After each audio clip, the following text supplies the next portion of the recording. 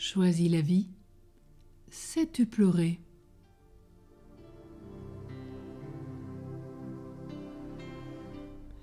As-tu vu tes parents pleurer?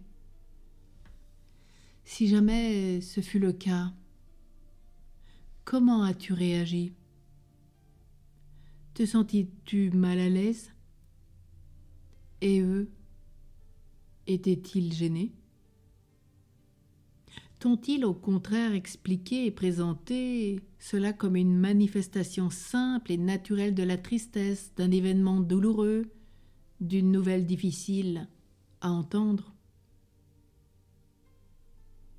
Les sanglots libèrent des tensions occasionnées par l'affection que l'on éprouve face à toute situation de rupture, qu'il s'agisse d'un départ, d'une séparation ou d'un décès. Le chagrin, en dehors de la colère, est l'émotion la plus fondamentale du processus, que les psychologues nomment le deuil. Sais-tu pleurer? Lorsque tu le fais, tu vas au fond de toi-même. Tu extériorises tout ce qui pèse lourd en toi. Il existe les larmes de dépit, de colère, d'apitoiement sur soi. Celles-ci font mal. Mais il y a aussi les larmes de componction qui nettoient toutes nos erreurs, tout le gâchis de notre vie. Et pour cela, Sainte Marie-Madeleine nous apprend la grandeur de ces larmes de componction. Elles ouvrent notre cœur, nous amènent vers l'amour de Dieu guérissant et plein de compassion. Elle a vécu ce retournement du cœur avec son Maître et Seigneur. Elle a été bouleversée par l'amour de Dieu, elle qui cherchait l'amour absolu, ne le trouvant pas sur cette terre, elle l'a trouvé en Dieu. Et ses larmes de componction lui ont ouvert le cœur, l'ont amené à ce retournement, à découvrir que l'amour de Dieu l'a guéri, l'a libéré, l'a sauvé, que Dieu l'aimait de tout son cœur, qu'il était plein de compassion pour elle, et il en est de même pour nous aujourd'hui. Et ceux qui ont pleuré de cette manière vivent plus que d'autres la présence de Dieu. Elle a même été graciée dans ce cheminement.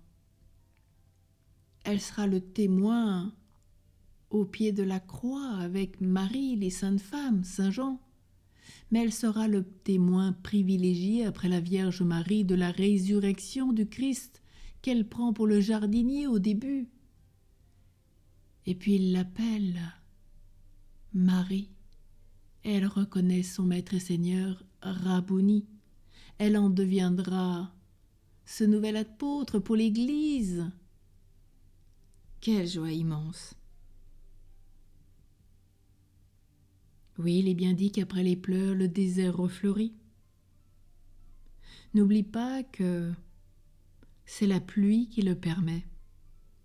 On raconte en Israël, alors que le soleil brûle la nature, la moindre averse peut, à certains moments de l'année, faire éclore toutes les germes, toutes les graines, donner des parterres de fleurs multicolores au printemps d'une splendeur. Alors toi, dans tes périodes de sécheresse, toi aussi mets de l'eau fraîche dans ta vie. Tu te baignes bien le corps. Ne pourrais-tu pas aussi laver ton âme? Alors si tu pleures aujourd'hui, ne pleure pas sur toi-même. Mais si les épreuves de la vie viennent, la rupture, le deuil, pleure, laisse couler tes larmes, elles te lavent. Et peut-être es-tu appelé aussi à une autre nouvelle conversion avec Marie-Madeleine, à vivre comme elle ce retour à Dieu d'une façon intense, et tu éprouveras de vivre ces larmes durant un sacrement de la réconciliation, du mystère eucharistique. Laisse couler tes larmes, que personne ne t'empêche de les laisser couler. Elles te lavent. C'est la grâce de Dieu qui te touche. Prie Sainte Marie-Madeleine, qu'elle t'aide à vivre cela. Elle l'a connu, elle en connaît les grâces, et elle sait bien, elle, après avoir vécu ce retournement du cœur, que le désert a refleuri et qu'elle est surnommée apôtre des apôtres. Amen.